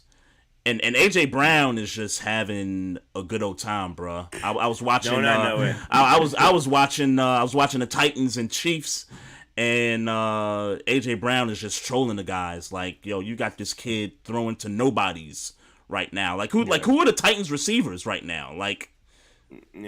Burks is hurt, so I really don't know who they're receivers. Yeah, who they guys? And I thought Robert Woods was. I heard a lot of people telling me about Robert Woods and how he was going to, be ready to be a number 1 guy. And nah. He's a great complimentary guy when you have great receivers around him. Felt bad for Malik Willis the other night, man. That was terrible. Yeah, I saw you tweet that he looked lost. I didn't think he looked lost. I think he ain't had no way to throw. Yeah, but I mean, you could have at least thrown it out of bounds on a couple of them plays, man. But he had to try to make something shake. I'll tell you, I didn't watch the game until the 4th quarter. So I'm sitting there looking like, I saw your tweet saying what he gonna do. And I'm like, all right, bet, let me see what he going. He had to try to make something shake. You ain't got no time to be trying to throw it out of on the bounds. 4th down. I agree. Yeah, I agree. But they threw every down. They threw 2nd, 3rd, and 4th. I know, but the 2nd and 3rd downs, he was scrambling for 10 seconds and he kept losing yardage. I feel you on that. You gotta try to make something shake. I think that's part of his rookie hump as well, because in college he could do that because he was so athletic and get away with it. Right. If it's a lineman in the NFL, it's different. So I think that's going to be something he has to learn. I think Justin Fields went through that as well. Like, he knows, like, I got to just do a straight line. Like, I got to do one move and go. I can't just be back here doing all this stuff and get away with it like I did in college. And I think that's part of the learning process he'll go through. Mm-hmm. And so my MVP is Patrick Mahomes, and I don't care. I'm a prisoner of the moment. You can guilty. And I get he only had to make one one drive happen. But when it was time to do it, he did it. Mm-hmm. And third and 16. That was the turning point. The 3rd and 16 they took the what he Titans wanted to got do. off the field. Yeah, right. They took what he wanted to do, and the Titans are a good defense. They took what he wanted to do. He said, all right, cool. I'm going to make it happen this way. And he made it happen that way. Yeah. Prisoner in the moment, guilty. Patrick Mahomes is the MVP. Now, I think for me, and it's just for me, and Trey, you know this about me. I'm a highlight dude. I'm a prisoner of the moment dude. I'm a dude. What did you do when asses got tight? And that's going to be tough for Jalen Hurts because it don't seem like he's going to have no challenge in the NFC this year. It don't seem like he's going to have no challenge. Maybe I like to say maybe Minnesota. I think he has 3 challenges. I think he's got 3.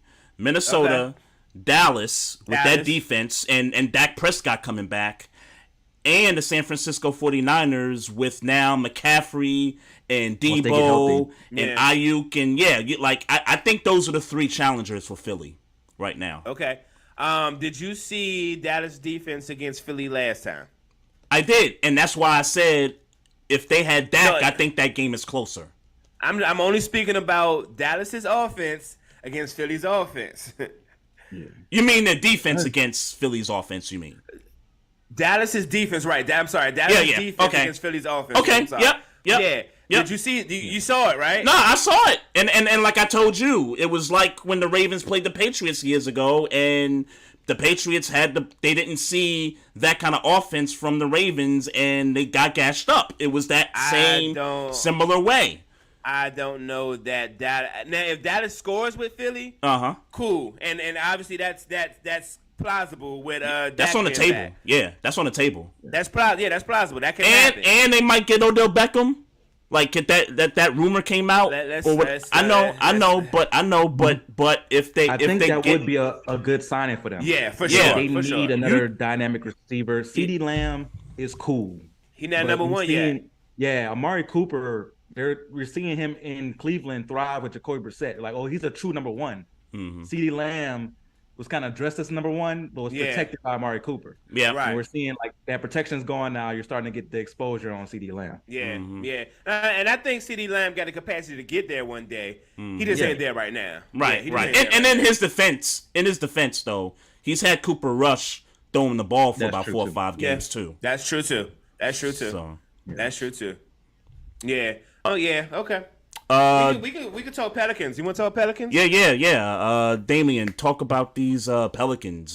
Zion looks great right now. The team looks good. I know they're 5-5 right now. It's a tough Western Conference, but I still got them as like one of the higher seeds to come out of the West this year.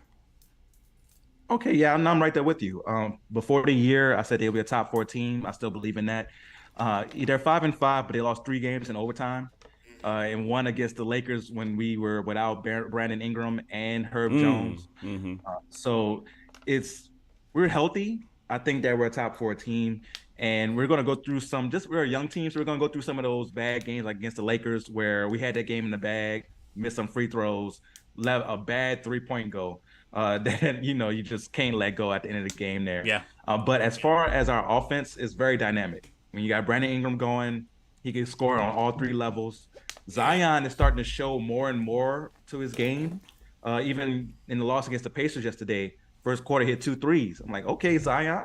Yeah. I'm like, if he's doing this on a consistent basis, and I don't need him going crazy. I don't need him shooting 4 or 5 3-pointers a game. Right. 1 or 2 or 3. Just make him honest, right? And then he's getting more comfortable in the mid-range, shooting those little mid-range jumpers, like right in the paint. Like if defenders are just going to stay back, he's real comfortable just pulling up in the mid-range right there. So now we're getting that from him. So he's going to be even more dynamic as a scorer. And CJ McCollum, y'all, just a killer. He's a killer. He can score in so many different ways, so crafty. So my only worry is defensively. And Is defensively because Jonas Valanciunas, I love Jonas as offensive center. He's dynamic as far as being able to score, shoot the mid range, play bully ball. Yeah. But when you have a team that can spread you out, you see his weakness on defense. So when we played against Utah like a couple of weeks ago, Utah is going to spread you out, right? Yeah. That's what their game is. And you saw the weakness of Jonas not being able to move. Indiana, Miles Turner, he's at that 3-point line. He could really shoot. They spread you out. You saw Jonas Valanciunas kind of getting taken advantage of. And we have to go to small ball and play Larry Nance at the 5 instead of Jonas. And now you're missing that offensive ability, but you got a defense there. So you have to kind of sacrifice your offense to play defense. And that's something I'm kind of worried about against the better teams in the Western Conference. You're playing against Warriors, I think we'll get it together eventually. When you're playing against the Warriors in the playoffs, you're playing against maybe the Clippers if Kawhi ever comes back, those type of teams. That's what I'm worried about as far as them spreading you out and Jonas being taken advantage of. I call it the seek and destroy offense, where teams know they got one dude they can take advantage of. Yeah. They're going to do those pick and rolls, get you in that matchup, and seek and destroy you. Yeah. So that's the one thing I'm worried about. But for the regular season, I think our offense can carry us. And defensively, we do have lineups that are very good with Larry Nance Jr. and Dyson Daniels, Herb Jones that could play really good defense. So I think we're very versatile in what we can do because we have dynamic scoring in Brandon Ingram and Zion and CJ, a true big three. And we have good depth too. Our bench unit is really good. So I'm really excited about what we can do this year. And I think that we're going to learn from the early losses this year. And I can see us rattling off 5, 10 wins in a row at some point and really getting on a roll here. Yeah. So I'm really excited about our future. Okay. Well, I am curious of who you think. Like, do we got all stars on this squad? All pros? Like who are the guys? Does CJ McCollum make that? I think he makes the all-star team. I think he just does. But like, where do you see them in terms of all pros and that type of thing? So my prediction before the year was that both Brandon Ingram and Zion would be all NBA this year. I still think that happens. Brandon Ingram, because he has evolved so much as far as a playmaker, I can see him getting 24 points a game, 7 assists, 7 rebounds. Zion is getting to the point now where he's 27, 28 points a game and doing it in such an efficient way. And plus, he's a star. So he's going to get those goals because of that. Now, as far as CJ finally making the all-star team, for us to get 3 All-Stars, we have to be like top 3 in the conference to get 3 All-Stars. So it depends on when we make that run that I project we can make as far as going on one of those long winning streaks for CJ to make it. Because CJ is that third guy, he could be the odd guy out because the Western Conference does have a lot of talent. That's going to be tough. That's what I'm saying. That's going to be tough to get all 3 of those guys in there. But I kind of agree with you in regard to first team All-Pro, like the numbers you just threw out there. I can see Zion being first team All-Pro. The numbers you threw out there for Brandon Ingram, that sounds like a second team All-Pro kind of a stat line. I could definitely see that. But when you look at the West, I'm surprised that Utah is 9-3. I mean, me and Maestro, we talked about this a couple weeks ago. I'm thinking Utah was going to start trading players off at some point in the midseason. And this team is 9-3 atop the West. You got Lauri Markkanen, averaging a double-double, I think, right now. He's balling. I'm surprised at that. And the Blazers are off to a pretty good start also. Yeah. So if Dame keeps this up, then he's going to get into the All-Star selection as well too. Yeah, and that's another thing when you have these other point guards out there, because CJ now is essentially our point guard, so he's going to compete with Dame, Steph. Even though the Warriors are struggling, Steph's still out here balling, killing it. Right. So and even if they were losing, he's going to make it. Yeah. And we all agree that the Warriors are going to be okay, right? We all agree. It's nothing. The 4-7 start, it's nothing. They'll figure it out, right? They deserve it. They'll figure it out. I feel like the teams that we're looking at right now who we thought were contenders who are struggling, most of them will be okay. The one team that really stands out to me that might not be okay, the Miami Heat. I think the Miami Heat might not be okay. They're struggling so much to score, and I thought Bam Adebayo would take that jump this year. I thought he would take that jump to be the guy you could depend on to be a number 1 option. Jimmy Butler getting a little older. You want him to take that jump and be that guy for you. He hasn't done it. Kyle Lowry, he's been a great player in this league, but he's looking real washed. Yeah. Not just washed, but dried. Yeah. As well. It's like it's looking like it's about that time, right? Yeah. Yeah, it's looking like it's about that time. And I thought that about 2 years ago. So yeah, so and that's the thing. He's had moments in between that, but he hasn't been consistent since. Like you thought about that 2 years ago, and now we're seeing more consistently bad Kyle Lowry. So I think Miami might have some real issues, and that's the one team I'm really a lot of people thought would make the playoffs. Yeah, I can see them missing the playoffs. Wow, really? Wow. Yeah. Wow. Okay. I mean, you make a great point. I mean, you look at Cleveland start. You look at Cleveland start right now, and me and Maestro, we talked about this when they got Donovan Mitchell. We kind of thought that they were still the number 6, 7 seed in the East because the East was so stacked, and I know it's early, but the start that at least Donovan Mitchell is off to right now. Like this dude shot our face off the other night when the Knicks was playing the Cavs, man. And you know, all I could hear was, well, the Knicks, you should have made the deal. And you know, my opinion on it was that I thought they was never gonna get a deal done because I don't trust media, because they said Durant to New York to the Knicks was a done deal, and that never happened. So that was kind of my reasoning for that. But the Cavs are off to this crazy start. They're 8-2. They're right below Milwaukee, who's also having that amazing start as well. I'd say the Atlanta Hawks. Yeah, four in the division. Yeah. What's the kid name from San Antonio? Dejounte Murray. He shot our face off too when we played the Hawks last week. He did the same thing to the Pelicans too. Like he's balling. He is balling. We lost to them in overtime. Yeah. Well, him and Trey Young was killing us, man. Like it was crazy. We were playing good. That's the thing. That's the frustrating thing when I'm like, oh man, we're playing really good tonight, and we could never get the lead. Yeah. DeJounte Murray kept making plays. Kept making plays. I wanted to ask about the Hawks, and I'm glad you brought them up, Trey, because I haven't been able to catch up with a lot of Hawks basketball. But how is that working out with Murray? And because I thought that both of them are like kind of, they both want the ball in their hand. Yeah. So I wondered how that chemistry would work. Like, and to what you've seen so far, how has that worked? Well, what I've seen, so the Knicks played the Hawks last week, and it was hard to kind of gauge it because Trey Young went out with injury to his eye, was out the majority of the game, and that's when Dejounte kind of went off on us. We were up 23, and we lost that game by 26. Damn. Yeah. It was that bad, bro. Like it was bad to the point where if they had another game like that, the next game, Thibodeau was gonna be up out of here. But it was just hard to tell if they, could coexist because of the injury to Trey Young. So I couldn't tell you. In the game I watched when they played against the Pelicans, they did a great job of playing off of each other. And with Trey Young, he's still not the best moving off the ball, but because he's such a threat from the 3-point range, you have to respect where he's at. Right. So that gives room for DeJounte to work and do the pick and roll with John Collins or do the pick and roll with Capella. And you also have other shooters out there like Herter who can space the floor for you. So both of them have room to work.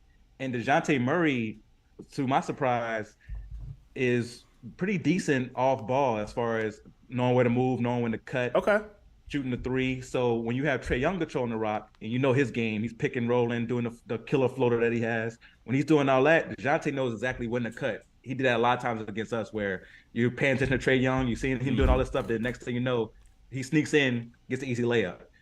So I think because of his basketball IQ is working really, really well. And Atlanta's dangerous, man. Only team to beat Milwaukee this year. And that was without Trey. I saw that.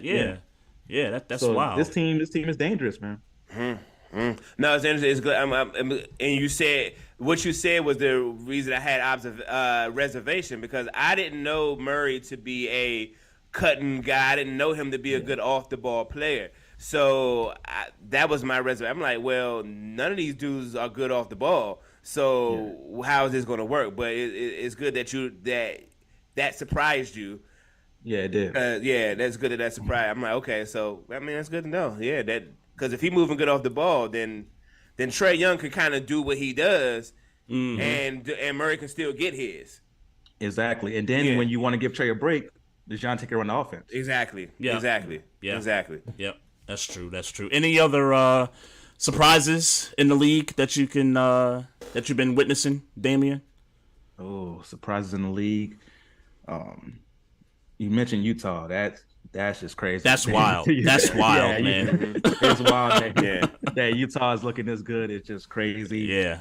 You mentioned Cleveland. We talked about Atlanta. Atlanta's not really a surprise, but it's kind of like just a little bit like, okay, I didn't expect them to be this good. Yeah. Right. Yeah. Philly's off to a rough start though too. They are off to a rough start. For Philly, a lot of people come down on Doc Rivers. He's become like the poster child for overrated coach. Yeah. And the thing is, Doc Rivers is usually good during the regular season. Right. So that's why I'm surprised with Philly. Because regular season, that's when you see the best of Doc, and they're able to get the 1 seed, and then they'll fall apart against Atlanta like they did a couple years ago in the playoffs. Right. But now you're seeing that they're playing too slow, right? Because they have a good defense. Yeah. They have offense where if Tobias Harris is your fourth option, you're doing pretty well with talent. Yeah. Especially with Maxey doing what he's doing right now. Maxey had a 30-plus point game the other night, and I think he's averaging like 23, 24 right now. So you got that going for you. And his numbers are going to rise with James Harden being hurt too. So I think we're going to see the best of Maxey for this next month. And James Harden was playing close to the old James Harden we were used to before he got hurt. But because you have James Harden and Joel Embiid, who both like to slow it down, they're playing at a super slow pace. And when you're playing that slow, it puts too much pressure on each possession. So even if you're playing good defense, it doesn't matter because you can only be so efficient. Right. And when you're playing so slow, and even if you're being efficient, you're only getting so many points because you're not getting enough possessions. That's what I think is going wrong with Philadelphia. You have to play at a better speed. You get more shots from Maxey. You get more easy shots for the bench players who aren't producing like Melton. You get more shots for those guys when you're playing at a faster pace. So I think if they speed it up, they'll be all right.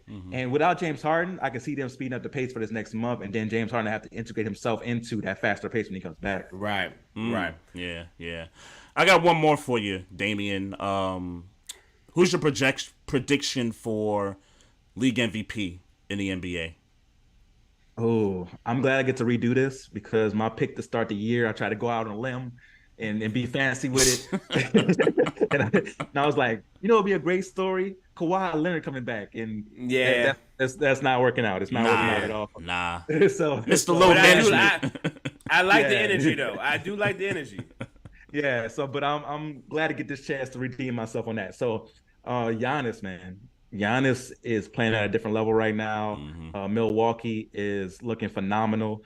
Like it's their first loss they had, and they've been beating everybody by a good margin too. It's not like they've been had a bunch of close games. They've had a couple of them, which even adds to it. The fact they had a couple close games and Giannis came through in those close games, and then the other ones they're just blowing people out. And he's playing phenomenal on both ends, getting like 33 points a game, 11, 12 rebounds, 6 assists, along with being a great defensive player. Yeah. So Giannis, I think, should get it this year if he continues to play at this pace. That's what's up. You talk about crazy predictions. I kind of threw one out there when we were doing our predictions. I thought Karl Anthony Towns was, going to be a guy. It's a surprise, everybody. I forgot about that, man. But hey, I'll gladly admit, especially after my Knicks just beat them down last night, that hey, man, I don't know what I was thinking about that pick, bro. Yeah, I'll gladly admit that right now. No, we all swing, for the fences. Sometimes you got to strike out to get them home runs. Yeah, sometimes, That's right. That's it. That's right. That's right. That's right. Cat has all the talent in the world, but I don't see how this team works. I know Rudy Gobert is out right now in the health and safety protocols, but when he's out there, the spacing is so bad. Right. Anthony Edwards, who we know can fly, didn't get a dunk until like last week because Rudy Gobert was finally out and he had space. Right. Yeah, to go and drive like he normally does. So when you trade 5 players and 5 picks or whatever it was for Rudy Gobert, you do that to win a championship. And this team looks like a play-in team that's going to be a 7-8 seed at the best. Right. So if I was Minnesota, I'm hitting that panic button like, yo, what did we do wrong? What were we thinking? This isn't working out. We got Karl Anthony Towns, who's not known for his defense, out here trying to guard 4s. We know he can't do that. Yeah. What are you doing? Yeah, but that's why I Yeah. thought the Rudy acquisition was good for them, because it's going to allow Cat to not worry about defense and just kind of do what he do offensively. That's the thing. He's got to guard somebody. I know. Yeah. But I know. And that's the thing. If he's playing center, most nights the opposing center is not going to be an offensive threat. Most nights. Right. So you can lay off him. You can, worry about trying to double team other players.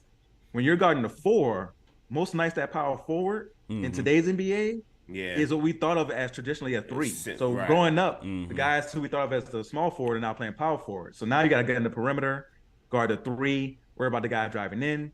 So now, even one thing I did notice about Rudy Gobert, because the Timberwolves defense as a whole isn't good, he's not as effective as a rim protector. He's only averaging like 1.5 blocks per game this year because he's not able to stay at the rim. They're getting spread out. So now Rudy Gobert, what you got him for, he can't even do that because the rest of the team isn't allowing him to do that.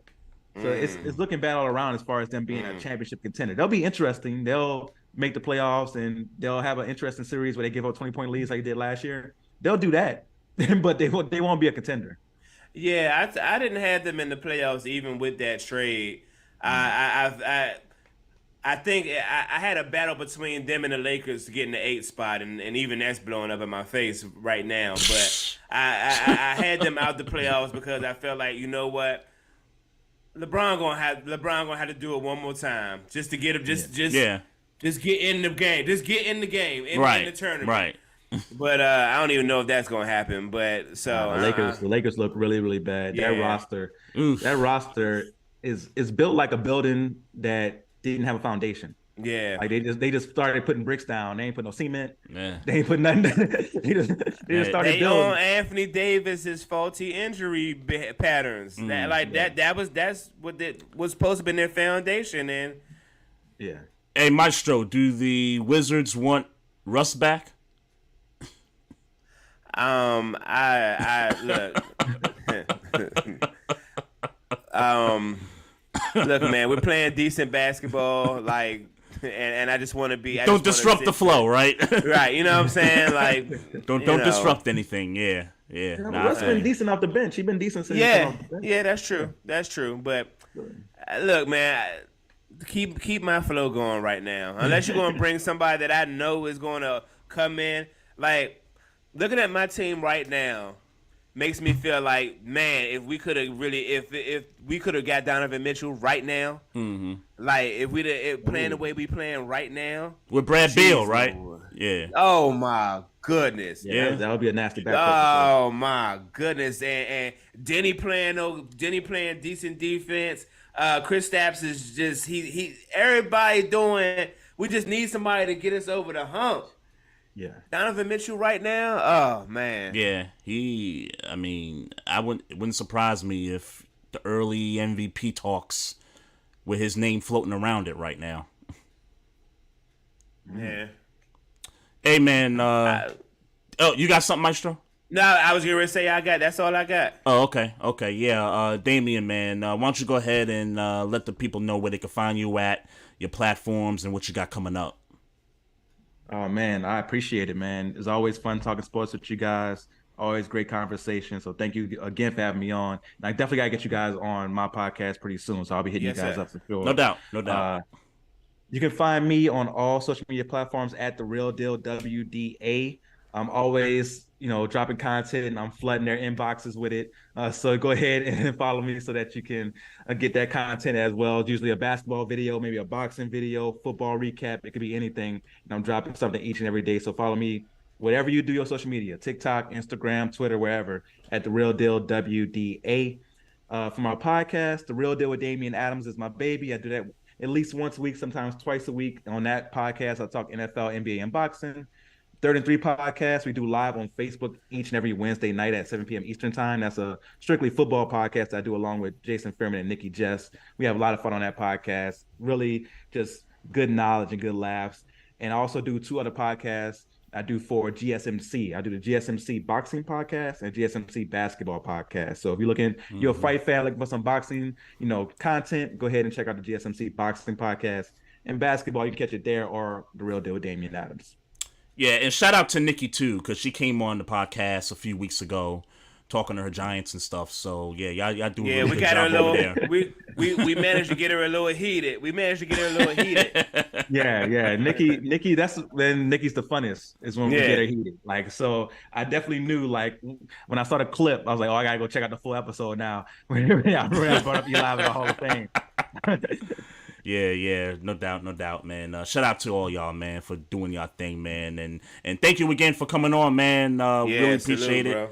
You know, you're welcome anytime, bro. Just know that. Oh, I appreciate it, man. I'll see you guys next time. All right, man. All right, bro. Be safe out here. All right, peace. That's the homie Damian Adams. The Real Deal with Damian Adams podcast, also 1/3 of the 3rd and 3 podcasts. Check him out on Twitter and all his other social media platforms. And, you know, good brother right there, man. Appreciate him. Just a special shout out to Mocha Bella in the Facebook live chat. Just checking out Damian's interview and all that stuff. Appreciate that. I don't think we got anything else. I know we kind of breezed through the Colts and the Jeff Saturday hiring. Yeah, but he, it's funny. He summed it all up in one sentence. They are clearly giving up this year tanking by hiring Jeff. Yeah, because it was, when I saw it, I was like, ain't he still at ESPN? Like this. Yeah. They took about it. Look. It's a good feel good story if you are a Colt fan. Mm-hmm. Like, a little something to maybe get people to come watch the games and see and watch the shit show. But I don't expect anything. I don't expect him to turn this around. I don't expect him to do anything this year. Maybe next year when he got time to, really put it all together, maybe he comes out being different. But this is PR at its finest, in my idea. So at first I was like, because your boy from DC, Cato June, is on this coaching staff for the Colts. Yep. Shout out to Cato June and Acosta. Yep. Reggie Wayne, Kevin Mawai, Gus Bradley. I'm thinking of John Fox. These are all great things. Yeah. All those. Well, the majority of those guys have been coaches before. I'm sorry. Okay. The majority of those guys. I thought you was about to say majority of them have been Colts, but coaches as well. Yeah, coaches. Yes, and right. They've some of them played for the Colts and are on the staff. They're right there. And then I thought about it. And I'm like, you know what? Yeah, they're tanking. They're hiring Jeff Saturday, who I guess was also sort of a consultant to Jim Irsay while he was doing the ESPN stuff. Yeah. They're tanking because if you take Cato June is going to try to win ball games. If you take Reggie Wayne, he's going to try to win ball games. They want to pad the resume so that they could eventually get a head coaching job. Yeah. It makes perfect sense to me, and I understand everybody's complaints about and even the conversations about black coaches not getting the opportunities and stuff. I appreciate those conversations, but this is clear cut. We know what this is about. Jim Irsay wants to tank this thing. He wants Bryce Young or whoever is going to come out the draft next year. And look, and quite frankly, when they benched Matt Ryan, that kind of was the signal a little bit there too. Yeah, like you put this kid in Sam. I don't know what the guy's name. Yeah, whatever. Yeah, you put that kid in. They sacked this man 9 times on Sunday, bro. It was that bad, man. And I know the Patriots' defense is good, but they got him down 9 times, man. So, hey, all I gotta say for the Colts, and you and I, we got a best friend who's a Colts fan, and I haven't talked to him about it yet. I look forward to the draft. Yeah. That's all I got. That's all I got to say about that, man. I'm good if you good, man. I'm good, bro. Ready to wrap this thing up, man. I gotta start remembering to put water over here when I do this show, bro. Oh, bro, all the time, man. All the time, man. Special thanks to special shout out to Damian Adams too. Yes, sir. Special shout out to everybody watching us on the Facebook live chat. Mocha Bella, I see you. Everybody in YouTube, Twitter watching us live. Just a few reminders. Follow us on Twitter at Barbershop SPOR2. You can also follow us on Instagram at Barbershop Sports Talk Podcast. You can click the like button on the Facebook page. You can subscribe to the YouTube channel. And if you got questions or any comments, just hit us up on the email at barbershopsportstalk1@gmail.com. So that's it, man. Another week. Always appreciate this time with you, bruh. Yes, sir. No doubt, no doubt. Everybody out there, y'all take care of your mentals. Enjoy the week, and we'll be back next week. Peace. Drink some water.